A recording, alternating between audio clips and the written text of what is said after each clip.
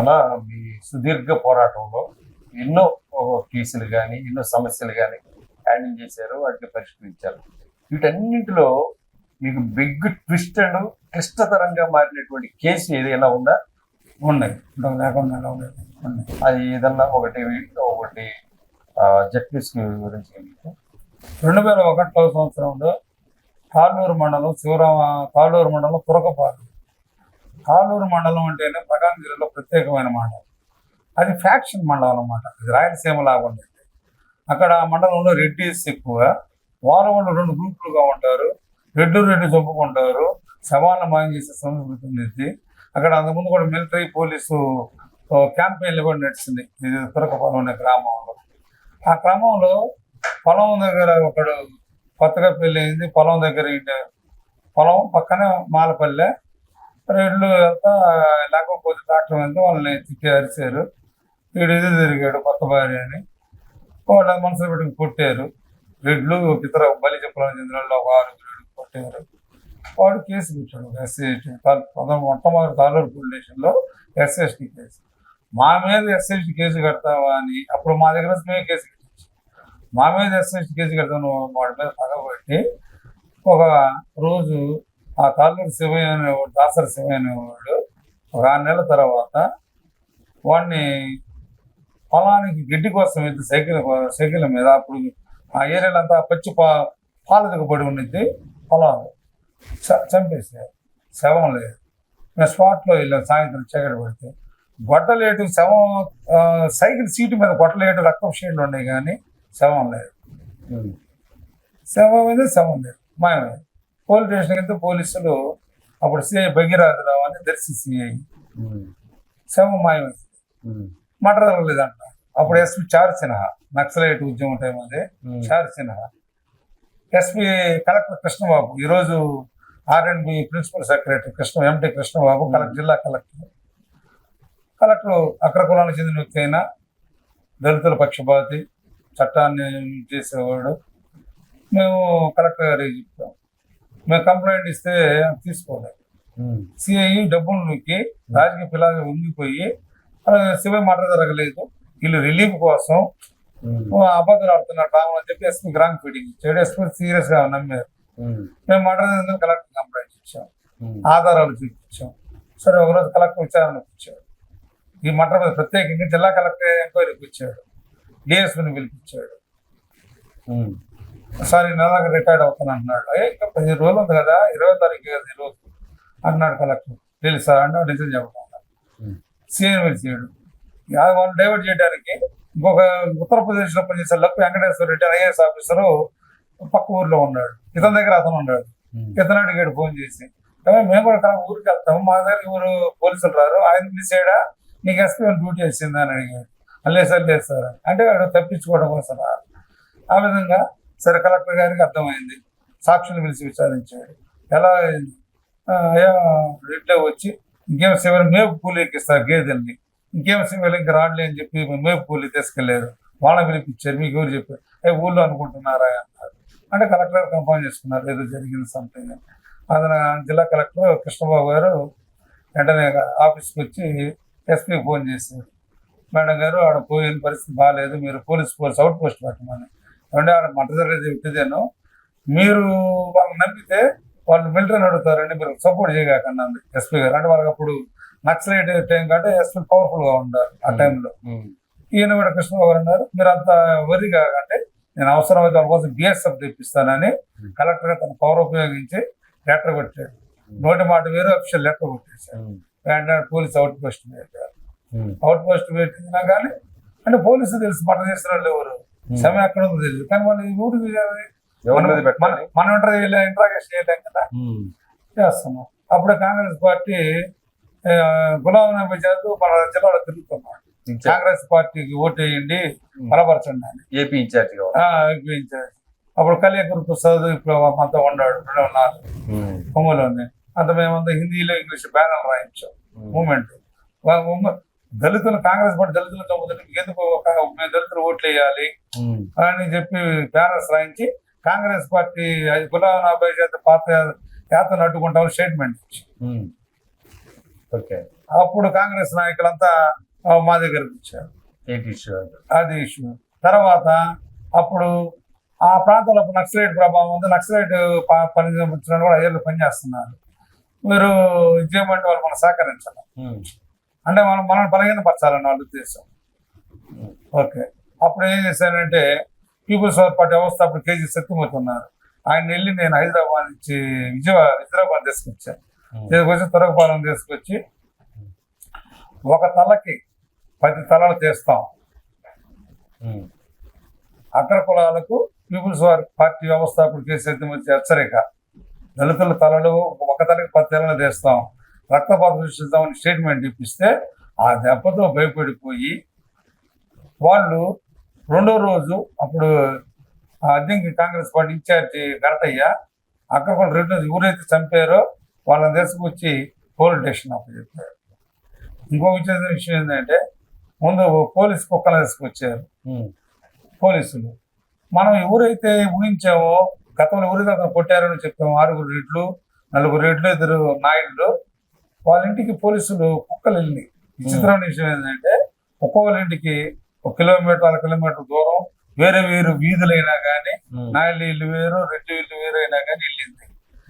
ఇంత కుక్క ఇంత పకడ్బందీగా పనిచేస్తుందంటే మీరు సీఐ భయపడిపోయి కుక్క ఆకలి అవుతుంది చెప్పి కుక్కలను తీసుకొని పారిపోయాడు. సీఐ భగీరథరావు కుక్కలను తీసుకుని వెళ్ళిపోయాడు. తర్వాత తీరా చూసిన విషయం ఏంటంటే ఇంట్రాగేషన్ లో వీళ్ళు ముందు దాగి తురగపాల శివయ్యని చంపి ఇంటికి వచ్చి అన్నం తిని మళ్ళీ వెళ్ళి వాడిని గోదాం దాంట్లో శవాన్ని కుక్కి అప్పుడు తీసుకెళ్లి పారేశారు. అందుకని కుక్క వీడు ముందు శవాన్ని ఆడ వాసన చూసి వీళ్ళు ఇంటికి వచ్చారు కదా, అన్నం తిని మళ్ళీ శవాన్ని తీసుకున్నారు కాబట్టి ఎవరైతే ఇళ్ళకి వచ్చారో వాళ్ళు ఇళ్ళకెళ్ళి కుక్క వచ్చింది. ఇక బెంబెలెత్తిపోయారు పోలీసు వెళ్ళిపోయిన తర్వాత అప్పుడు Naxalite party Markapuram OST MK Sinha ఉన్నాడు. అతనికి చార్చిన ఇన్వెస్టిగేషన్ వాడిని తీసేసి అతనికి అప్పగించింది. ముద్దాయిలందరినీ పోలీస్ స్టేషన్లో పాలూరు పోలీస్ స్టేషన్ పెట్టడం, రోజు ఒక గోతం బస్తాలో మట్టేసి ఈ ముద్దాయిలైన 6 ఉన్నారు 7 ఉన్నారు ఇక మొత్తం రోజు ఒక 3 కిలోమీటర్లు చంపిన కాడి నుంచి శవాన్ని బాధపడిన దోర్నపు బాగుంటారు మన దారిలో నుంచి దర్శపోయే ఏరియాలో మొత్తం మిగతా వాళ్ళు చూస్తా నుంచోవడం ఆ చుట్టుపక్కల గ్రామాలు అగ్ర కులాలు వారం రోజులు వాళ్ళని చేత సాంఘిక శిక్ష వేసారు. తర్వాత పోలీస్ స్టేషన్కి వచ్చిన వాళ్ళంతా వాళ్ళని కొట్టాలి పంచలో పెట్టి వాళ్ళందరినీ. ఆ దెబ్బతోటి ఇది ఎస్పీ షేమ్ ఫీల్ అయిపోయింది. అంటే ఆమెకు రాంగ్ ఫీడింగ్ ఇచ్చారు, గుడ్డిగా వాళ్ళని నమ్మింది, భగీరథరావు నమ్మింది. అంటే తెలుగు శవాల్ని మాయం చేశారు. అక్కడ వాళ్ళు మానవులు కూడా దాసులు, దీంట్లో మళ్ళీ ముద్దాయి దాసులు ఉన్నారు. మేము కలెక్టరేట్ ముందు చనిపోయిన భార్య, కూతురు, కొడుకు, వాళ్ళ అమ్మ నాన్న 5 నిరాహార దీక్ష డిసెంబర్ 12 జరిగింది. ఇది టెంట్ వేసి డిసెంబర్ 25 క్రిస్మస్ కేక్ కూడా ఆ శిబిరంలో కట్ చేయించాం. ఒక్క కుటుంబం. అవును. పోలీసు శవం లేదు, పోలీసు మట్ట ధరలేదంటుంది. అంటే మనం ఒక కేసుని చిత్తశుద్ధితో పనిచేసి చట్టపరంగా పనిచేసి టెక్నికల్ గా పనిచేయాలి. అమ్ముడు పోకుండా భయపడి కూడా తీవ్రంగా ఖండిస్తే ఈ ఎస్సీ మర్డర్ కేసులో శవాలను చాలా శవాలను మాయం చేశారు, శవాలను తీసుకెళ్లి పూర్తి చేస్తారు, శవాలను తగలబెడతారు. ఒక ఊర్లో అయితే ఇక్కడ హనుమాపురం అని చెప్పి అక్కడ ఒక ఊర్లో ఒక ఎస్టీ అతను ఇరుకులు అతన్ని కాపలా ఉంటే అంత మొత్తం ఆ ఊర్లో సిఐ అనిల్ కుమార్ అని కూడా ఉంటాడు, కమ్మాసు కావురు వారి పాలెం. అతన్ని అందరి పిల్లలతో పాటు గొర్రెలు వేసుకోవడానికి వెళ్తే మిగతా మాదిగల గొర్రెలతో పాటు ఇరుకుల గొర్రెలు కూడా పాడు అని ఇరుకుల పిల్లలను కొడతారు కమ్మోళ్ళు. వాడు అడుగుతాడు, మా దగ్గర మాస్ తింటారు, 10 మంది తింటారు, ముందు అవుతారు, మా పిల్లలు ఇద్దరు తప్పు చేస్తే వాడిని కొట్టారు, మా మామని కొట్టారు, వాడిని కొట్టలేదు అని అడుగుతాడు. అని ఆవిడ మాదిగ డామినేషన్ అక్కడ. అందుకని వీడు ఎదురు మాట్లాడాడని సినిమా లాగా వాడిని పంచాయతీకి పిలిచి చెరువు దగ్గర నుంచి పెట్టి చెరువుల దగ్గర నీళ్లు వస్తారా బయటికి రారని చెరువులు దిగిన తర్వాత రాళ్ళు వేస్తా వాడు సినిమా లాగా వాడు రాళ్ళు తట్టుకుని మునిగి చచ్చిపోతున్నాడు. మూకేరి నాగకృష్ణ అతని పేరు, ఎస్టీ ఎరుకుల. అతని శవాన్ని బయట వచ్చి వాళ్ళ అమ్మ వాళ్ళ భార్య పిల్లలకి 15 ఏళ్ళు ఇచ్చి తీసుకెళ్లి శవాన్ని కాల్చేసారు. కాల్చేసి ఆ ఊర్లోనే వాళ్ళని ఆ ఊరు నుంచి గుడిసె గిడిసి బిగి పంపించేశారు. మేము స్పాట్ లో వెళ్ళి వాడు ఎక్కడికి వెళ్తున్నా చిలవపేట వెళ్తే వాళ్ళని కొట్టుకొని అప్పుడు జిల్లా కలెక్టర్ సునీల్ శర్మకి ఇచ్చేసి ఎంఆర్ఓ వచ్చేది రిపోర్ట్ సంఘటన కరెక్ట్ జరిగిందని చెప్పి అతనికి కన్నంబలరావు సపోర్ట్ చేసినా కానీ వాళ్ళని 13 మందిని అరెస్ట్ చేయించి జైలు పంపించి వాళ్ళకి మేము రిలీఫ్ ఉద్యోగం ఇచ్చాం. ముఖ్య నాగభూషణం అంటే చనిపోయిన శవం బూడిద మీద కూడా మేము ఉద్యోగాలు ఇచ్చాం.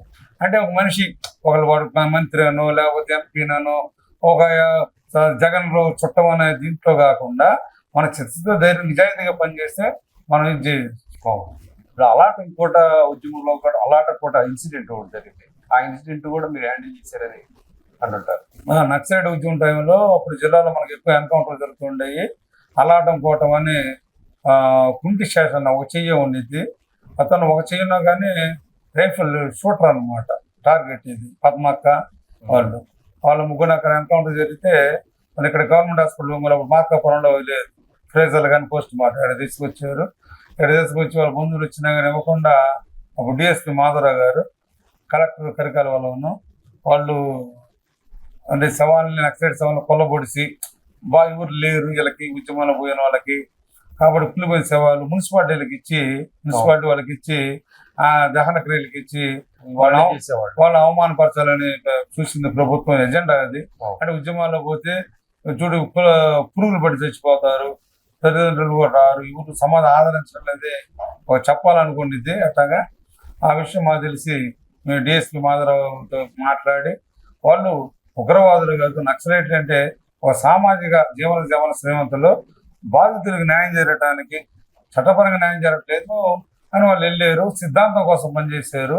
సిద్ధాంతం పనిచేసి చనిపోయిన వాళ్ళు కాబట్టి వాళ్ళని గౌరవించా దహన సంస్కారం మానవ సంస్కారం వాళ్ళు సిద్ధాంతం చనిపోయారు కాబట్టి ఆ శవాలను మాకు అప్పచెప్పండి మేము దహనం చేసుకుంటామన్నాం. చాలా చర్చలు అందరం ఎస్పీల వాళ్ళతో మాట్లాడుకొని మా చివరికి మా ఒత్తిడితోటి నేను సంతకం పెట్టి ఆ శవాలను తీసుకొని ఒంగోలు గవర్నమెంట్ హాస్పిటల్ నుంచి ఆర్టీసీ బస్ స్టాండ్ దాకా డప్పులతోటి దహన సంస్కారం మా పరిధిలో మేము దహన సంస్కారం చేసి, ఎందుకంటే వాళ్ళు కుటుంబం దోపిడీదారులు కాదు, ఉగ్రవాదులు కాదు, సమాజం కోసం తమ జీవితాలని వదులుకొని అర్ధాంతరంగా చనిపోయారు, సిద్ధాంతం కోసం చనిపోయారు. కాబట్టి ఆ గౌరవం మన చేతనైన పరిధిలో మేము ఆ రోజు చేయడం జరిగింది. ఇప్పుడు ఇన్ని ఉద్యమాలు చేశారు, ఇన్ని చాలా కాంప్లికేటెడ్ ఇష్యూస్లో మీరు తలదూర్చారు కూడా.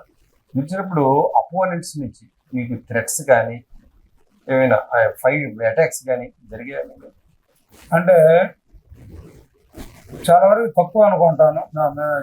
అంటే మొదట్లో దళిత ఉద్యమం మేము పనిచేసే క్రమంలో అంటే మేము ఒక విషయాన్ని తిమ్మ సముద్రం కన్నంబలరావు ఎమ్మెల్యే లేదా ఇంకొక ఎమ్మెల్యే లేదా ఇంకొక పోలీస్ ఆఫీసరు లేదా ఇంకొక ఫ్యూడలు నాయకుడైనా మేము దళిత ఉద్యమంలో ద్వారా ఫోకస్ అయితే దళితులకు వ్యతిరేకమైన ఫోకస్ అయితే అప్పట్లో ఎలా ఉండేదంటే నక్సలైట్ టార్గెట్ చేస్తారని భయం ఉండేది. ఫోకస్ వీడు యాంటీ దళిత యాంటీ ఇది అంటే భయపడేవాడు. ఇప్పుడు నక్సలైట్ ఉద్యమం ఉన్నప్పుడు. కానీ నక్సలైట్ ఉద్యమం క్రమేణా క్షీణపడిన తర్వాత అప్పుడు సీరియస్ మూవ్మెంట్లో అప్పుడు మాకేదో జరిగితే వాళ్ళు మాకు నేలాగా ఉంటారని మా మీద బౌద్ధ దాడులు ఏం జరగలేదు. కానీ కొన్ని కుట్రలు అయితే జరిగినాయి కానీ బౌద్ధ దాడులు మాత్రం ఇప్పుడు ఎక్కడ జరగలేదు. పోలీసు కూడా రకరకాలు ఏదో అనుకుంటే ఎన్కౌంటర్లు చేస్తాం అనుకున్నారని ఏదో ప్రచారాలు చెప్పితే 1000 వరకు అయితే కేసులు కానీ భౌతికంగా ఎప్పుడు ఎక్కడే జైలు గడిపారు. ఎప్పుడన్నా జైలు గడిపాం 21 రోజులు కరోనా టైంలో నెల్లూరు. ఓకే.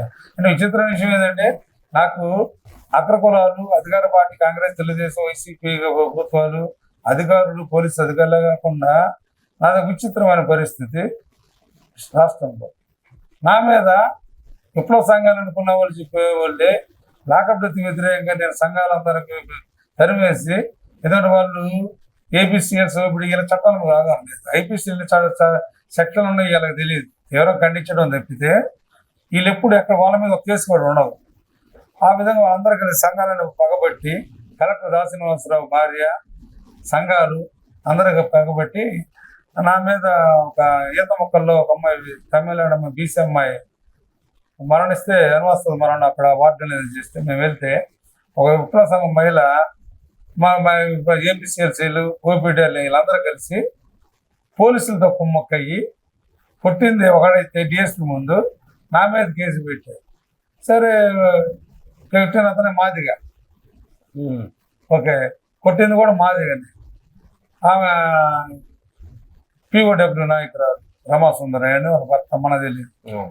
తర్వాత వాళ్ళు ఏం జరిగిన కంప్లైంట్ ఇచ్చారు వాళ్ళు కూడా. ఉమ్. కానీ పోలీసు ఇది పెడితే ప్రయోజనం ఏముందని ఆమె నేను కొట్టుకున్నాను అంటే ఆమె ఏమన్నాలి, ఎదని చెస్ట్ని కొట్టుకున్నాను అని చెప్పి నాన్ బెయిలబుల్ సెక్షన్ 354 సెక్షన్ వేయించారు. ఉమ్. ఎవరు వేయించింది? పోలీసు కాదు, వీళ్ళు కాదు. సెక్షన్ పోలీసులతో కొమ్మక్కైనా ఏపీసీఎల్సీ, ఓపీడీఆర్, కుల సంఘాలు అందరూ కలిసి నన్ను తట్టుకోలేక నాకు వస్తున్న పేరు ప్రతిష్ట ఒక రకంగా అందరూ రాజ్యంతో కలిసి, కలెక్టర్తో భార్యతో కలిసి, ఎస్పీలతో కలిసి నా మీద కేసు పెట్టి జైలుకి పంపించారు. నెల్లూరు జైలుకి 21 రోజులు. కరోనా టైంలో నేను కరోనా సముద్రం ఇది వచ్చింది, సునామీ టైంలో నెల్లూరు జైలు, సునామీలో టైంలో నెల్లూరు ఉండడం జరిగింది. అంటే ఇక్కడ కేవలం అంటే జనరల్ ఎవరికైనా రాజ్యం శత్రువు ఉండేది, అధికార పార్టీ, పోలీసు, అధికారులు. ఇక్కడ ఏంటంటే నాకు విచిత్ర పరిస్థితి ఏంటంటే నాకు ఇక్కడున్న సంఘాలన్నీ వ్యతిరేకం అంటే వాళ్ళు కూడా అడుగుతారు అంటే మీరు పని చేయరు, పేపర్ ప్రకటనలకే పరిమితం, సమస్య లోపలికి వెళ్ళరు, నిలబడరు, తీవ్రంగా ఖండిస్తే కేజీ బియ్యం కూడా రాదు. చాలా మనం ఏం చేయాలి, కేసు ఎలా పెట్టాలి, ఏం సెక్షను, వాడు పని చేయనప్పుడు ఏం చేయాలి, ఏ విధంగా వాడు ఎస్ఐ ఒక పని చేస్తే తప్పులు కొట్టి వాడికి అండేవారు. ఇప్పుడు సపోజ్ ఈరోజు జిల్లా సాంఘిక సంక్షేమ మంత్రి ఓ స్వామిని కలిసాం ఈరోజు తెలుగుదేశం పార్టీ ఆఫీసులో మా వైఖరి. అదేవిధంగా హోంమంత్రి అనితో వచ్చింది, ఈరోజు హోంమంత్రిని కలిసాం. రాష్ట్రంలో ఇది ఎస్ఎస్టీ యాక్ట్ ఇంప్లిమెంటేషన్ కావటం లేదు, ఎస్ఎస్టీ ప్రతి జిల్లాకి 2 డిఎస్పీలు నియమించాలి, మనం పనిచేశారు. ఈరోజు డిఎస్పీలు ఒక్కరు ఉన్నారా అండి? లేదమ్మా, ఒక్కరు కూడా లేరు. లోకల్ డిఎస్పీలు ఉంటాయి, వాళ్ళు ఎందుకు పనిచేస్తారు? వాళ్ళు ఎమ్మెల్యేలు వేసుకున్న డిఎస్పీలు వాళ్ళు పనిచేస్తారు, కానీ ఎస్ఎస్టీ పనిచేయటం లేదు. స్టేట్లో ఎక్కడ 41 నోటీస్ ఇస్తున్నారు, ఎస్ఎస్టీ కేసులు ఇవ్వకూడదు, అలాగా చట్టంలో ఎక్కడ లేదు. ఓకేనా? ఎస్ఎస్టీ రిలీఫ్లు కూడా రికమెండ్ చేయడం లేదు, ఎస్పీ ఆఫీస్ నుంచి రిపోర్ట్లు పోవటం లేదు అని హోంమంత్రి అనితోటి మాట్లాడటం జరిగింది. అదేవిధంగా హోంమంత్రి మన సాంఘిక సంక్షేమ మంత్రి స్వామితో మాట్లాడడం మళ్ళీ ప్రశ్నించు అంటే మా వైఖరి ఈవెన్ ఎస్సీ అయినా సేమ్ కాస్ట్ సబ్ కాస్ట్ కాదు, మాల అయినా కానీ నేను మాల అయినా కానీ సింగరాకొండ ఎస్ఐ మాల, అందుకు లక్ష్మీ సిఐ మాల. నాకు కలెక్టర్లు అందరూ ఎక్కువ మంది మాల వచ్చే మాలతో వైరు ఉండేది ఎప్పుడు కూడా. అంటే మాల వచ్చే నేనేమి శాలువా బ్యాచ్ కాదు, వాడు బుక్ ఇచ్చే బ్యాచ్. మంచిగా చేస్తే పోయి వీటితో సమయం ఉండేది పాల్గొంటాం, కానీ నువ్వు తినాలి మన తినాలని ఈ రోజు కూడా లేదు, ఉండదు కూడా. స్వామి అన్నాడు, ఎందుకంటే ఈరోజు ప్రత్యేకంగా ఎస్ఐ మీ కులం కూడా కదని బహిరంగ అన్నారు నన్ను ఈరోజు అన్నాడు. నేరానికి కులం ఏమి ఉండదు అని చెప్పి నేను అన్నా, నేరానికి కులం ఉండదు అని. అంటే ఆడ ఎక్కువగా బాధితులు ఎక్కువ మంది బీసీలు, ఎవరు పిల్లకాయలందరూ కూడా. పోక్సో యాక్ట్ లో ఒక అమ్మాయి అన్యాయం జరిగిందని చెప్పి కంప్లైంట్ ఇస్తే, మేము కలెక్టర్ కంప్లైంట్ ఇస్తే 5 పిల్లలు బయటపడ్డారు, 5 టీచర్లు బయటపడ్డారు. కలెక్టర్ ఎంక్వైరీ సస్పెండ్ చేసి 3 మంత్ కమిటీ చేసింది, కానీ ఎస్ఐ కేసు పెట్టలేదు. డిప్యూటీ డివి వెళ్తే రిటర్న్గా ఇవ్వమంటే రిటర్న్గా ఇస్తే కంప్యూటర్ చేసుకుని రమ్మన్నాడు. కంప్లైంట్ అనేది నోటి మాటతో చెప్పినా రాసుకోవాలి పోలీసు. ఈ టెక్నాలజీ రోజుల్లో మెయిల్ ద్వారా అయినా, వాట్సాప్ ద్వారా అయినా, టెలిగ్రామ్, ఇన్స్టా దేని ద్వారా కంప్లైంట్ పంపించినా కానీ తీసుకోవాలి, కేసు రిజిస్టర్ చేయాలి.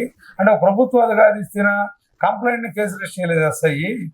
పోక్సో కేసులో బాధితుల పేర్లు రాయకూడదు, పాప అని రాస్తారు.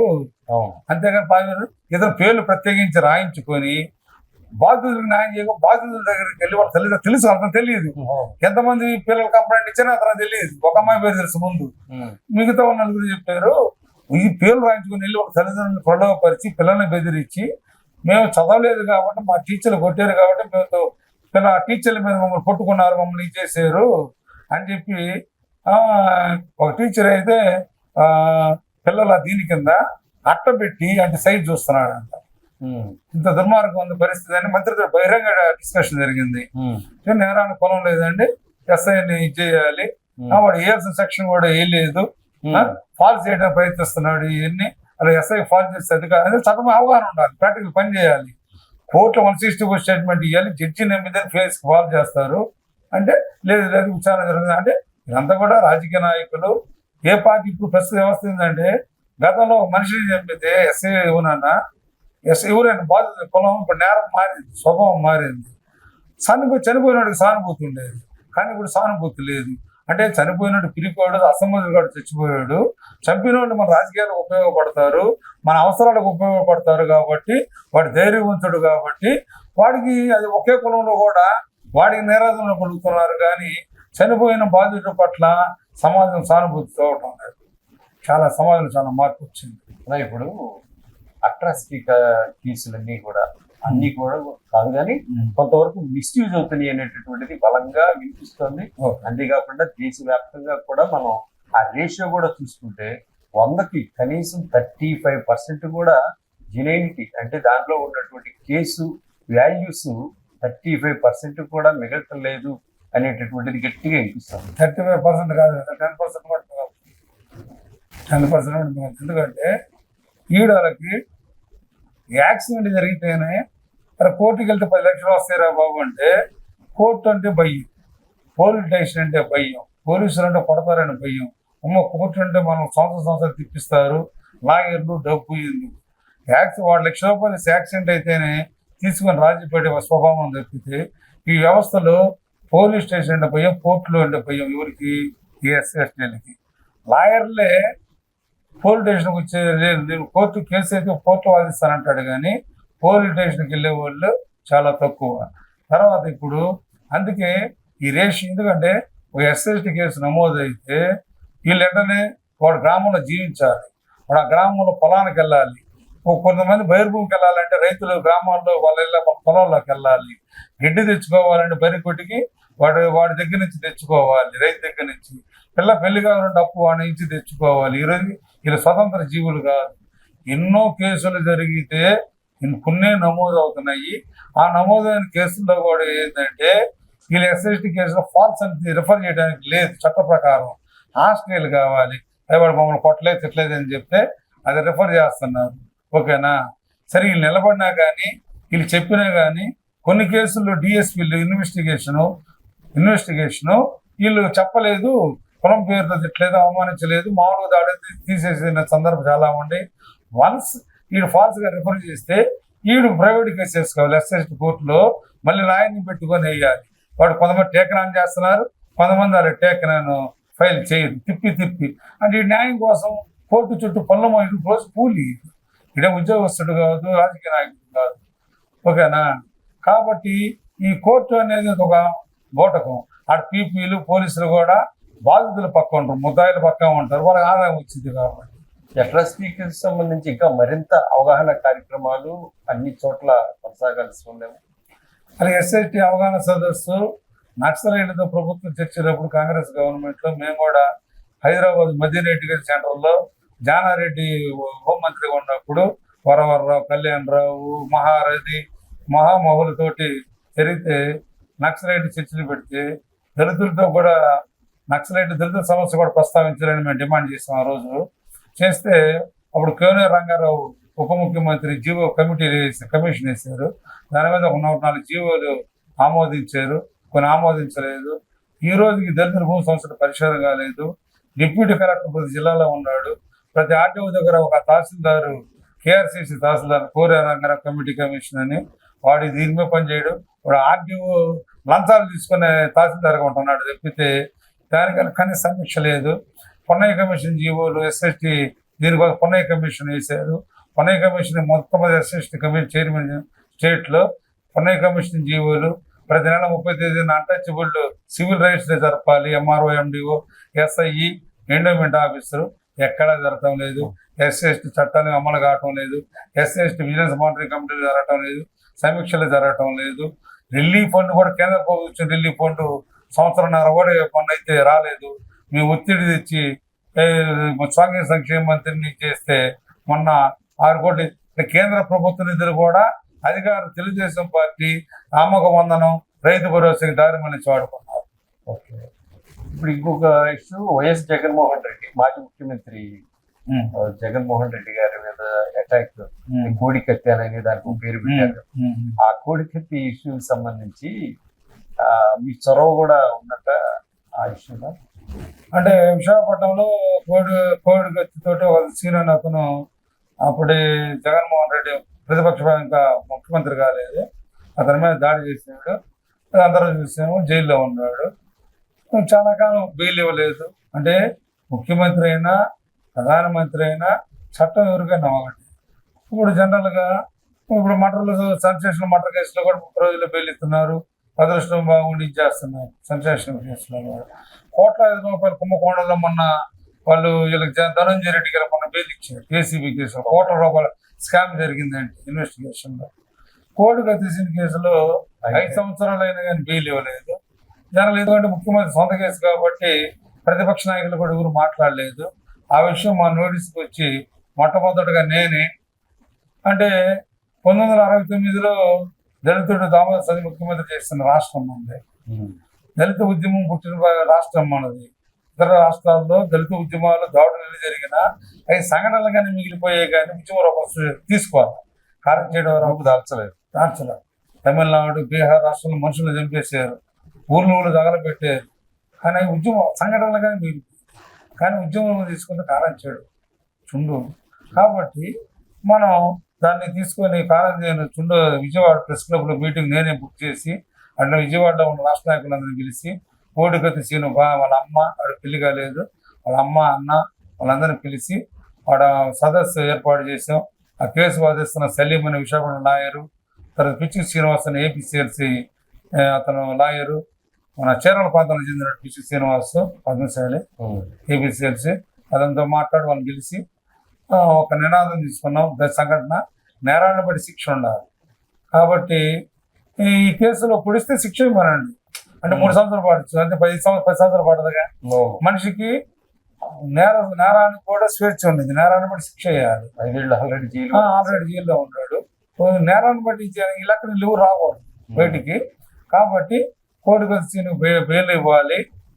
ముఖ్యమంత్రి ఎవరైనా రావాలి జగన్, కోర్టుకు రావాలి జగన్, సాక్ష్యం చెప్పాలి జగన్ అనే ఒక నినాదాన్ని మేము తీసుకొని వాడు విజయవాడలో ప్రముఖంగా ఇచ్చేసి తర్వాత ఒంగోలు తీసుకొచ్చి నేను మళ్ళీ ఒంగోలు ప్రెస్ క్లబ్లో అప్పుడు అంబేద్కర్ భవన్ ప్రెస్ క్లబ్లో మీటింగ్ పెట్టి మళ్ళీ లాయర్ని పిలిచి ఇక్కడే ఒక కార్యక్రమం చేసాము. తర్వాత అది ఊపందుకుంది. ఈ ప్రభావం కోర్టుల మీద కూడా పనిచేసింది. కోర్టు గతికి బెయిల్ ఇచ్చి ఈరోజు స్వేచ్ఛాజీవిగా బయట నేనైతే సాక్ష్యం చెప్పలేదు. ఇంకా జగన్ ఎందుకంటే కోర్టుకు రాలేదు, సాక్ష్యం చెప్పలేదు. అలా ఇప్పుడు మీ ఉద్యమ చరిత్రలు ఇవన్నీ చూసుకుంటే అపరిమితం, దాంట్లో అనుభవం లేదు. వందలాది మందికి న్యాయం చేశారు. అట్రాసిటీ కేసులు తెలియకుండా మాకేమి లేదు, బాధితులుగా మిగిలిపోయాము అని వేదనకు ఇంట్లో ఉన్నా కూడా అటువంటి వాళ్ళు మీ దృష్టికి వస్తే వాళ్ళని తట్టి లేపారు, వాళ్ళకి జరగాల్సిన న్యాయం చేశారు. ఇటువంటి సంఘటనల మొత్తంలో మీకు అత్యంత సంతృప్తినిచ్చిన ఘటన ఏది? అత్యంత బాధాకరంతో అమ్మ అనే బాధ కలిగినటువంటి సందర్భం ఏది? అంటే తృప్తికి అంతలేదు, ఎందుకంటే జీవితం శ్రమకోణం లేదు కాబట్టి తృప్తికి అంతవరకు జరిగింది. ఎప్పుడు వరకు అప్పుడు ఒకదాని మించి ఒకటి. ఇప్పుడు తోలకోన శవం ఎస్పీతో ఛాలెంజ్, పోలీసు మర్డర్ జరగలేదన్నారు, మనం మర్డర్ జరిగిందని నిరూపించాము. అది ఒక సెన్సేషనల్ విజయం. ఎప్పుడు సంతృప్తే కదా. లాకప్ డెత్ జరిగింది. సపోజ్ బేస్తవారపేటలో హోంగార్డు వాళ్ళ కొడుకు ఒక బల్జుల అమ్మాయిని ప్రేమించి వెళ్ళిపోతే వచ్చింది, మళ్ళీ వెళ్ళిపోయారు. దానికి సంబంధించిన వాళ్ళు ఆమె మీద హోంగార్డు పోలీస్ స్టేషన్ పక్కన కొట్టారు, అవమానించారు, దాడి చేశారు. పోలీసులు కేసు తీసుకోలేదు. ఆ దెబ్బతోటి ఆమె పురుగుల మందు ఒక ఇది వచ్చింది, ఎలుకల మందు కొత్తగా పేస్ట్ ఒకటి అది తాగి ఖమ్మం హాస్పిటల్ చేరింది. పోలీసు స్టేట్మెంట్ రాసుకోలేదు. ఆమె హోంగార్డు, వాళ్ళ భర్త హోంగార్డు అయితే హైదరాబాద్ చచ్చిపోతే ఆమెకి ఇచ్చారు. ఆ పోలీస్ స్టేషన్ లో పనిచేసే హోంగార్డే దాడికి గురై, ఇతర కులాలకు దాడికి గురై ఆత్మహత్య ప్రయత్నం చేసి పోలీసు కేసు రిజిస్టర్ చేసుకోలేదు. ఒంగోలు తీసుకొచ్చారు, పోలీసులు పట్టించుకోలేదు, కేసు రిజిస్టర్ చేయలేదు. కేవలం చనిపోయే పరిస్థితి ఉంటే ఇక్కడ చచ్చిపోతే సెన్సేషన్ లేదు, పోలీసులు డ్రామా. ఆమె గుంటూరు తీసుకెళ్లారు, గుంటూరులో చచ్చిపోయింది. మాకు ఇప్పుడు దాకా ఆ విషయం నాకు తెలియదు. ఈ పేపర్లో చూశాను, ఇట్లా వలన సాలమ్మని ఆమె ఇట్లా పురుగు మందు తాగింది, గుండె హాస్పిటల్ చనిపోయింది అని. నేను సాలమ్మని జనాల పేరుని చూస్తే ఇది మన వాళ్ళు ఎస్సీలు అయి ఉంటారని శవం అనేది పుటావుడిన ఖమ్మం వెళ్ళాను. శవం ఉంది. అప్పుడుదా బంధువు నాతో మాట్లాడారు, అయ్యా రాయ్యా అని నేను తీరా పోయేళ్ళకి ఎస్ఐసి ఉన్నారు ఆడ, నన్ను చూసి వెళ్ళిపోయారు. ఏం చేస్తున్నారు అనుకున్నాను. వాడు పిల్లల్ని అడిగి నేను ఎవరు మాట్లాడటం లేదు. తీరా పిల్లవాడు అంటాడు, వాడికి ఏం నేర్పించారంటే మా అన్న ఇంకొక అమ్మాయిని తీసుకెళ్ళాడు, మా అమ్మ పాత పురుగు ముందు తాగిందని నా ప్రాంప్టింగ్ ఇప్పిస్తున్నారు. వాళ్ళు డబ్బులు తీసుకుని రాజీ పెట్టిపోయారు. నేను ఇదేంటంటే ఒకరు మాట్లాడుతున్నా తోటి మా సంఘం అటువంటి అనమాట. ఏంటంటే మాట్లాడి విచారిస్తున్నా అంతా ఇంకోటి తిరిగి వస్తారు. నేను దూరం వచ్చాను కాబట్టి ఏదో జరిగింది ఇక్కడ, దాన్ని నిజాన్ని బయటికి తీయాలి, ఎంటనే రాదు. నువ్వు కూర్చొని వాళ్ళ నీళ్ళతో మాట్లాడితే బయటకు వచ్చిన విషయం ఏంటంటే ఆమె డైరీ రాసింది. ఆ డైరీని ఎస్ఎస్సికి హైజాక్ చేసి వెళ్ళిపోయారు. ఆ డైరీలో ఒకడు ఇప్పుడున్న సిస్టంలో వాడు వాట్సాప్ ఫోటో తీసాడు ఎస్పీ గారికి. నేను ఇట్లా పురుగు ముందు దాకా చచ్చిపోయాను, నాకు పోలీసులు న్యాయం చేయరని తెలుసు, నన్ను పొలం నన్ను పుట్టుకొని అవమానించారు, రేపు చేసినంత పని చేశారు, నేను అవమాన వారితో చచ్చిపోతున్నాను, ఆత్మహత్య చేసుకుంటాను రాసింది. అంటే పోలీస్ శాఖలో పనిచేస్తున్నాముగా అంత రహస్యంగా పోలీసు తెలిసి కూడా కేసు అట్లా అంటే మీరు ఇలా చెప్తున్నారు కదా. అంటే పోలీస్ శాఖలో పనిచేసే వాళ్ళకి న్యాయం జరగలేదు. అంత నేను అంటే జిల్లా ఎస్పీ మల్లిక గారికి ఫోన్ చేశాను, మీరు ఎక్కడ ఉన్నారు అంది. నేను ఇక్కడ ఉన్నాను మేడం అన్నాను. ఏంటంటే ఇది మేడం అని వాట్సాప్ పెట్టా. ఇది ఎవరు రాశారండి? నేను రాయలేదు మేడం, చనిపోయిన రాసింది, సీరియస్గా నేను రాయలేదు మేడం, ఆమె తెలుసు అందుకని నేను రాయలేదు మేడం, ఎస్పీ ఆమె రాసింది. అది కూడా డైరీ కూడా మీ ఎస్ఐసి చేసుకోలేదు, నేను వచ్చి వెళ్ళిపోతున్నారు, ఇవాళ అడగండి అన్నారు. అప్పుడు కాన్ఫర్ట్ అయిన పరిస్థితి నా దగ్గర ఉంది కదా, అది ఇష్యూ అయితే ఒక కేసు పెట్టారు. వాళ్ళ ముద్దాయిలందరినీ కూడా అరెస్ట్ చేయడం జరిగింది. అంటే ఇక్కడ ఉద్యమాలు అనేవి కూడా బాధ్యతలు కూడా మనతో ఆడుకుంటారు. అంటే వాడికి విలువ పెరిగేలేకో డబ్బులు వచ్చేలేకే రాజకీయ ప్రతానం వచ్చేలా ప్రలోభపరిచి వాళ్ళని ఆడుకుంటారు, మనకు వ్యతిరేకంగా మాట్లాడతారు, మా మీద ఆరోపణ చేస్తారు, మా మీద నాయకుల మీద. సీరియస్ గా మనం చివరి దాకా ఉంటాం కాబట్టి ఇప్పుడు ఒంగోలు వంట డిసప్పాయింట్ చేయాలి కదా, హత్య చేయాలి కదా. అవినీతి ఆరోపణలు, లొంగిపోయారు, కొమ్మక్కయ్యారు, అమ్ముకున్నారు అని రకరకాల ఆరోపణలు చేస్తారు. ఇప్పుడు ఒంగోలు వంటలో ఒక కళ్యాణ మండపం విషయంలో కమ్మల మధ్య తగాదు ఉంటే ఎస్ఐ సముద్రాలు అనేవాడు కిరాయి తీసుకుని కొట్టాడు ఒకరిని. ఆ కళ్యాణ మండపం కూడా ఐపీఎస్ వాళ్ళ అల్లుడు అయితే కొడితే హాస్పిటల్ చేరారు. ఆ రాత్రి పెద్ద హైడ్రామా. ఎస్పీ మల్లిక గారికి ఎడిషనల్ రవిచంద్ర వచ్చాడు, డిఎస్పీ ప్రసాద్, మేము దెబ్బలు వెళ్ళి అప్పుడు అడ్మిట్ చేసాం. కేసు కట్టద్దు, వాడు జీవితం నాశనం ఎస్ఐ అని చెప్పి బాగా ఒత్తిడి నాకు. ఆయన కేసు కట్టించాను, మీడియా కేసు కట్టించాను. విచిత్రమైన విషయం ఏంటంటే వాళ్ళు పోలీసు కట్టిన ఫాల్స్ రిఫర్ చేయడానికి వాళ్ళకి కళ్యాణ మండపంలో ఎస్ఎల్ని పెట్టేసి వాళ్ళ స్టేట్మెంట్ రికార్డ్ చేసుకొని ఒరిజినల్ కాకుండా వాళ్ళు ఎవిడెన్స్ వాళ్ళు కొట్టుకున్నారు. ఈడు ఇంకొకటి తాగేరు వచ్చి కొట్టుకున్నారు కాబట్టి ఎస్ఎస్టీ యాక్ట్ లేదు, వాళ్ళు తాగి కొట్టుకున్నారు. వాడు మాలాడు ఇంకో మాలాడు కొట్టుకున్నారు, వీళ్ళు కొట్టలేదు, ఎస్ఐ కొట్టలేదు అని నిరూపించిన మొత్తం ఒక 20 స్టేట్మెంట్స్ రికార్డ్ చేసాడు డిఎస్పీ. నేను ఆ కేసు విచారణ ఎలా మనం ప్రూవ్ చేయాలని ఆలోచిస్తా ఉన్నా. ఆ క్రమంలో మాట్లాడుతున్న క్రమంలో ఒకడికి ఆ టైంలో వాళ్ళ ముస్లిం ఉన్నాడు, డెకరేట్ చేసేవాడు అని. వాడితో అది ఏం జరిగింది ఏంటి అని మాట్లాడితే అలా నేను ఫోన్లో ఒకడు బంధంలో ఒకడు ఉన్నాడు విశాఖపట్నంలో, వాడితో మాట్లాడాను. ఏంద్రవాడిని అంటే కొట్టారు అన్నాడు. అంటే ఈయన కొట్టిన వాడికంటే తెలుసు అన్నా. అంటే సీసీ కెమెరా మా కంపెనీ ఆడ ప్రో కంపెనీ ఆడ ఉంది అనుకోటి, ఆ కంపెనీ ఇక్కడ లింక్ అయి ఉండిద్ది, వాడు చూసాడు సీసీ కెమెరా అన్నాడు. అంటే ఈడ బాధితులు తెలిసే సీసీ కెమెరా ఉందని తెలుసు, రికార్డ్ అయిందని తెలుసు, వీళ్ళు కూడా మనకు నిజం చెప్పాల. ఇంత మన పోలీసు మీద, ప్రభుత్వం మీద బాలినేని శ్రీనివాసరెడ్డి ఫోన్ చేసాడు, ఎస్పీ ఫోన్ చేసింది, ఐపీఎస్ ఆయన అల్లుడు కూడా అయ్యా ఉద్యోగం పోయిందని వాళ్ళు బాధితులు. వాళ్ళ మామ ఆయన ఐపీఎస్ అయిన వాళ్ళ మాట ఇక్కడ పోలీసు వాడు బాడుకున్న వాడికి సపోర్ట్ చేశారు. ఆయన మళ్ళీ ఫోన్ చేసి కేసు వద్దని చెప్పి మళ్ళీ ఆయన ఐపీఎస్ ఆయన ఫోన్ చేశాడు. ఇంత వ్యతిరేక పరిస్థితుల్లో తట్టుకొని ఎస్ఐ మీద కేసు నమోదు చేస్తే, పోలీసు మొత్తం చేస్తే, బాధితులు కూడా పోలీసులతో కుమ్మక్కైపోయి పొలిటికల్గా కుమ్మక్కైపోయారు. మనం ఒంటరి ఏం కావాలి నా పరిస్థితి, నాయకుల పరిస్థితి, ఉద్యమం పోలీసుకి వ్యతిరేకంగా బాధితులు కుమ్మక్కైపోతారు. చాలా సందర్భాల్లో నిలబడి చేతులు నరికేసినట్టే కదా. ఆ కేసులో కూడా నేను వీడియో సంపాదించి మళ్ళీ డిఎస్పీ ఎంక్వైరీ, సార్ అయిపోయిందా సార్ రిపోర్ట్, ఆడి బృందం ఏం లేదు, వాళ్ళు కొట్టుకున్నారు, అయిపోయింది రిపోర్ట్ అని. సార్ నాకు ఏదో వాట్సాప్ వచ్చింది చూడండి అని చెప్పి వాట్సాప్ పెట్టా. కళ్ళెదురు కింద పడ్డాడు డిఎస్పీ. దండం పెడతాను, ఏటా వస్తానని వచ్చి ఆ కేసులు ఇచ్చేసి ఎస్ఐ మీద ఇది చేసాం, అరెస్ట్ చేయడం జరిగింది సంబంధం. అంటే బాధితులు మన దగ్గరకు వచ్చినప్పుడు మాకు అన్యాయం జరిగింది అని వస్తారు. మన దగ్గరకు వచ్చేళ్ళకి వాడి డిమాండ్ పెరిగింది, వాడు డబ్బులు పెరుగుతాయి, ఎప్పుడు పలకరించిన వాడు భుజం మీద చేయేస్తాడు, వాడిని రాజకీయ ప్రలోభాలు తీసుకెళ్తారు. ఇక వాడు మనం భూమి ఇప్పించినా ఉద్యోగం ఇప్పించినా మనం కనపడ్డం వినపడ్డం. ఈ మన ఆత్మ సంతృప్తి కోసం ఆ లైన్లో ఉన్నాం కాబట్టి ఆ కమిట్మెంట్తో మనం పనిచేయడం తప్పితే బాధితులు ఉద్యోగం ఆర్డర్ కాపిస్తే ఇటువంటి కనపడిన వాళ్ళు ఉండరు. ఉద్యోగం ఆర్డర్ కాపీ ఇచ్చి పోరాడి ఉద్యోగం కాపీ ఇప్పిస్తే మన ఇది మళ్ళీ కనపడిన వాళ్ళు ఉండరు. ఉద్యోగం వచ్చిన తర్వాత వాటి తెలుసు మనం ఎంతమంది ఫైట్ చేసి ఎన్ని రకాలుగా చేసాము, ఇటువంటి చాలా సంఘటనలు ఉంటాయి. మనం మన ఆత్మతృప్తి కోసం మనం ఆ లైన్లో ఉన్నాం కాబట్టి పనిచేయటం తప్పితే వీళ్ళని నమ్ముకొని బాధితులు అనేవాడు వాడు ఎక్కడ లబ్ధిదారుడు అనేవాడు. అంటే వాడు ఎక్కడ మన ద్వారా లబ్ధి అనేది పొందుతాడు, ఉద్యోగం డబ్బులు తీసుకుంటాడు, మళ్ళీ వాడు రేపు కోర్టులో సాక్ష్యం చెప్పాడు, వాడు లొంగిపోతాడు. వాడు 10 రూపాయలు ఏం వెళ్ళి ఇప్పుడు దాకా రాని వాడి బంధువులు అప్పుడు వచ్చేస్తారు. ఈ ఫైట్ ఈ యుద్ధం జరిగే క్రమంలో ఎవడు రాడు, యుద్ధం సక్సెస్ అయిన తర్వాత బెనిఫిట్స్ వచ్చేటప్పుడు వాళ్ళ చుట్టాలు వచ్చేస్తారు, బంధువులు వచ్చేస్తారు, రాజకీయ నాయకులు వస్తారు, వాళ్ళ ఊరు ఎమ్మెల్యేలు సర్పంచులు వస్తారు, వాళ్ళు పిలిపించేస్తారు, ప్రలోభ పెట్టేస్తారు, భయపెడతారు, కేసులు రాజీ చేసుకుంటారు. కేసులు శిక్షణ పడిపోవడం ఇది ఇదో కారణం. ఇలా ఆర్థిక పరిస్థితి, మానసిక పరిస్థితి, పోలీసు వ్యవస్థ కూడా వాళ్ళకి రాజీలు పడమని ఎంటబడి ఎంకరేజ్ చేసేది. కానీ మీరు సాక్ష్యం చెప్పి శిక్షించమని చెప్పాలి. ఓకే. ఇంకొకటి, దళిత ఉద్యమంలో మీరు ఆ దళిత బాధితుల వరకు మీరు సపోర్ట్గా ఉంటారు, వారిని సాయం చేస్తారు.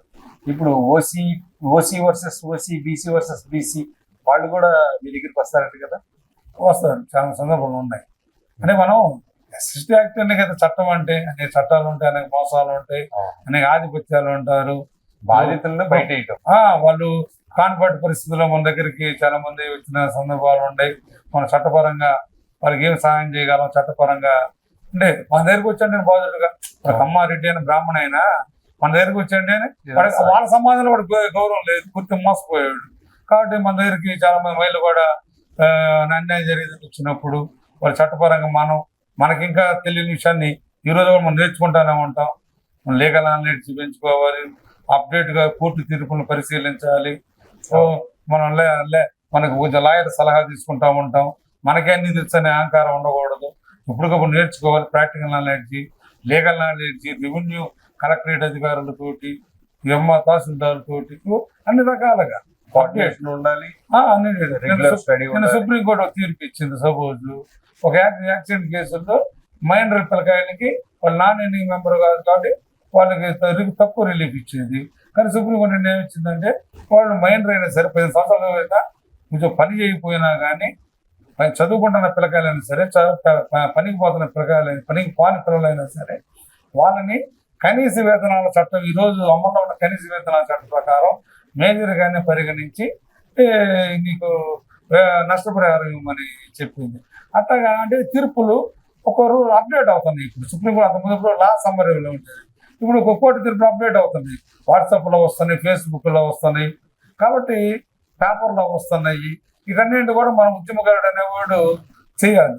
మనకు ఏదో పుస్తకాలు చదివితేను పడికట్టు పదాలు తెలుసుకొని ఉద్యమం, అంబేద్కర్ ఆవకాయ పచ్చడి కుదరదు. అంబేద్కర్ చదువుకున్నాడు, అప్డేట్ కావాలి. నువ్వు కూడా ఉద్యమాలు చేసేవాడు చట్టాల మీద అవగాహన ఉండాలి. నువ్వు కలెక్టర్ కేసులు చెప్పగలగాలి. వాళ్ళు చెప్పింది నువ్వు రావటం కాదు. ఒక చట్టం వాడు చెప్పింది ఆ చట్టం ఎందుకు రావద్దు, ఎందుకు వచ్చిందని అధికారులకి నువ్వు వివరించి చెప్పగలిగి వాళ్ళు సాటిస్ఫై చేసి రాగలగాలి. ఇన్ని సంవత్సరాల ఆంధ్రప్రదేశ్ చరిత్రలో ఎన్జిఓలు, రెవెన్యూ అసోసియేషన్ వాళ్ళు, ప్రతి డిపార్ట్మెంట్కి ఉద్యోగ సంఘాలు ఉన్నాయి. వీళ్ళిద్దరు ఇస్తే ముఖ్యమంత్రి చుట్టూ, చీఫ్ సెక్రటరీ చుట్టూ సెక్రటేరియట్లు తిరుగుతుంటాం. ఆంధ్రప్రదేశ్ ఏర్పడి 1956 ఏర్పడింది అనుకుంటే ఆంధ్రప్రదేశ్ ఇప్పుడు ఎన్ని సంవత్సరాలు అయింది? 50 సంవత్సరాలు అయింది. నవ్వు వచ్చింది అన్నమాట. అంటే ఇప్పుడు వరకు ఒక ప్రభుత్వ ఉద్యోగి అన్న చచ్చిపోతే, అక్క చచ్చిపోతే, అంటే పెళ్ళి అయితే వాళ్ళ భార్య పిల్లలకి ఇస్తారు.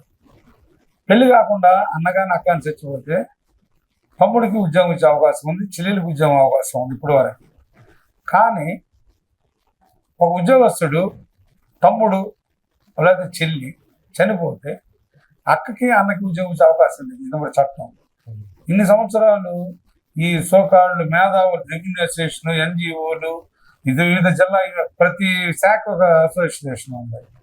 ఎవరు చేయలేము. కర్నూలులో ఒక మహిళ, అయ్యా నా కొడుకు చిన్న కొడుకు చచ్చిపోయాడు, పెద్ద కొడుకు చిన్న కొడుకు చచ్చిపోయాడు, నాకు పెద్ద కొడుకు ఉద్యోగం ఇవ్వటం లేదు, జీవో లేదన్నారు. కోర్టుకి వెళ్ళారు. కోర్టుకి వెళ్తే కోర్టు ఒక తీర్పు ఇచ్చింది. అది జీవో నెంబర్ 18గా 2024 వచ్చింది. ఆ తీర్పును నేను అప్లై చేసుకొని ప్రకాశం జిల్లా కలెక్టర్కి, తమిళ మంచిర్యాకి, కోఆపరేటివ్ డిపార్ట్మెంట్ ఒక మూగతను ఎస్సీ కుర్రాడు నావు రామకృష్ణ అనేవాడు చేంగూరు దగ్గర పారిల్లో వైర్ రూమ్కి వెళ్ళి ముందుకు పడి అరవలేక మూగోడు చనిపోయాడు. ఉద్యోగం ఏమంటే 2013 12 సంవత్సరాల డిపార్ట్మెంట్ వాళ్ళు తిప్పి వాళ్ళని తల్లిదండ్రులని వేధించారు. వాళ్ళ ఉద్యోగం పైకి రాసాను, కింద రాసామని ఎవరో చెప్తే నా దగ్గరికి వస్తే నేను జీవో నెంబర్ 18 ఉపయోగించి కలెక్టర్ గారు కలిసి కలెక్టర్ పెడితే మళ్ళీ ఆడ కొర్రీలు వేసే ఉంటారు. కలెక్టరేట్ అనేది అగ్రహారం. అంటే ప్రజలకి వచ్చిన బాధితులకి ఎలాగ సహాయం చేద్దామని ఆలోచన కాకుండా ఎలాగ సహాయం చేయకూడదా, ఏ కొర్రీలు వేయాలని ఆలోచన ఉంటారు. ఈవెన్ అధికారి వాడు ఎస్సీ అయినా ఎస్టీ అయినా మనం ఎక్కడి నుంచి వచ్చామనే స్పృహ కోల్పోతాడు ఉద్యోగం వస్తే. వాళ్ళు ఒక ఎస్టీ అధికారి అది ఉద్యోగం ఇతనికి పెళ్ళి అయింది కాబట్టి ఉద్యోగం ఇవ్వడానికి లేదని ఎండార్స్మెంట్ రాసి కలెక్టర్ చేత మళ్ళీ ఎండార్స్ ఇప్పించాను. నాకు నేను పెట్టిన ఉద్యోగానికి మళ్ళీ కలెక్టర్ చేశారు. కలెక్టర్ కలిసి అంటే చెప్పను టెక్నికల్ నాలెడ్జ్ మన ఇంప్రెషన్ నేను కలెక్టర్ కలిసాను. ఇదే అవును అంది. సరే మేడం మీరు చెప్పిన జీవోలో ఆ పాయింట్ చూపించండి. పెళ్ళి అయితే ఉద్యోగం బ్రదర్ ఎండ్రకి అంటే ఎంగర్ తినపోతే ఎండ్రకి ఉద్యోగం అని ఉంది అంది కలెక్టర్. ఓకే మేడం, ఇఫ్ ఈ మ్యారీడ్ ఇవ్వకూడదని ఉందా చూపించండి అన్న. ఆలోచించండి. మళ్ళీ రాసింది. మళ్ళీ అంటే ఏవో వెళ్ళిపోయాడు. ఏవో వచ్చాడు శ్రీకాంత్ అని, ఇప్పుడు సోషల్ వెల్ఫేర్ మినిస్టర్ బీసీ అతను శ్రీకాంత్ అని ఏవో వచ్చాడు. అతను హ్యూమన్ అంటే చట్టాన్ని అమలు చేయడానికి చట్టమే కాదు మానవత్వం కూడా ఉండాలి. బాధితుడికి న్యాయం జరగాలి. మన దగ్గర వచ్చాడు చట్టం అనేది. జీవో సెక్రటేరియట్ 5,000 ఇస్తే జీవోలు ఇస్తారు వాళ్ళకి అనుకోవాలంట. ఆ జీవో చట్టబద్ధమైన కదా, రాజ్యాంగానికి అనుకోవాలి నిలబడదు. గవర్నమెంట్ చేసి ప్రతి జీవో కూడా నిలబడదు. రాజశేఖర రెడ్డి ముస్లింలు బీసీలు కలిపి ఓట్ల కోసం అది రాజ్యాంగబద్ధం కాదు, కొట్టేశారు కదా. జీవో అంటే గవర్నమెంట్ ఆర్డర్. సెక్రటేరియట్లు డబ్బులు ఇస్తే ఎవరికి అనుకూలమైన ఆర్డర్ వాళ్ళకి ఇస్తారు. కాబట్టి మనం మళ్ళా పిల్లడికి వాళ్ళ అన్నకి ఉద్యోగం ఇప్పించాం. ఉద్యోగం మళ్ళీ ఇప్పించాం. ఆ పాయింట్ క్లియర్ అంటే నీకు చట్టాన్ని ఇంప్లిమెంట్ చేయమని అడిగే ముందు నీకు జ్ఞానం ఉండాలి. నీకు అధికారిని కన్విన్స్ చేయాలి, అధికారికి వివరించగాలి, అధికారిని సాటిస్ఫై చేయాలి. సాటిస్ఫై అంటే చట్టం మీద అవగాహన ఉండాలి, నాలెడ్జ్ ఉండాలి. ఇప్పుడు అతను ఉద్యోగిస్తాం. ఈ చరిత్ర అది. ఎన్జిఓలు రెవెన్యూ చేసిన వాళ్ళు లేదు వాళ్ళ కింద మటుకి. ఇప్పుడు ఉద్యోగస్తుడు ఈరోజు పెళ్లి చేసుకోలేదు, రేపు చేసుకోడా? ఓ మహిళ భర్త చచ్చి ఉద్యోగం ఇచ్చామండి, రేపు పెళ్లి చేసుకోదా అంటే పెళ్లి చేసుకోకుండా ఏం చేయమని వాళ్ళని తప్పే ఉంది దాంట్లో. వైవాహిక జీవితం చేసుకోవచ్చు కదా. అట్లాగా అంటే జీవోలు స్థిరస్థాయి కాదు, స్టాట్యూటరీ అంటే శాసనబద్ధమైనవి కాదు. జీవో అనేది టెంపరీ. వాడికి అనుకూలంగా కూడా తెచ్చుకున్నాడు జీవో, గవర్నమెంట్ ఆర్డర్. మన చట్టానికి నిలబడు. రాజ్యాంగబద్ధంగా చాలా జీవోలు నిలబడు. ఛాలెంజ్ చేస్తే మనకు అంత నాలెడ్జ్ లేదు, అంత తీరిక లేదు, అంత ధైర్యం లేదు, అంత దమ్ము లేదు, లీగల్ నాలెడ్జ్ లేదు, కోర్టుకు వెళ్ళే తనకు భయం. కాబట్టి ఈ ప్రభుత్వ అధికారులు వాళ్ళకు అనుకూల జీవోలను వాళ్ళకి ఏ గవర్నమెంట్ వస్తే ఆ గవర్నమెంట్ అనుకూలం చేసుకుంటారు. కానీ పేద ప్రజలకు పని చేస్తే చట్టాలు లేవు, రావు, ఉన్నవాడిని ఇది పరిస్థితి. టోటల్ గా దళిత హక్కులు, అట్రాసిటీ చట్టాలు ఇవన్నీ కూడా కొంతమేర పక్కదారి పడుతున్న మాట వాస్తవమే. ఇందుకు ప్రధాన కారణం వ్యక్తులుగా కంటే కూడా సామాజిక ఆర్థిక అంశాలు వీటిపై ప్రభావం చూపటమే. చట్టాల్లోని కొన్ని అంశాలు వెనక్కి తగ్గాల్సి వస్తుంది.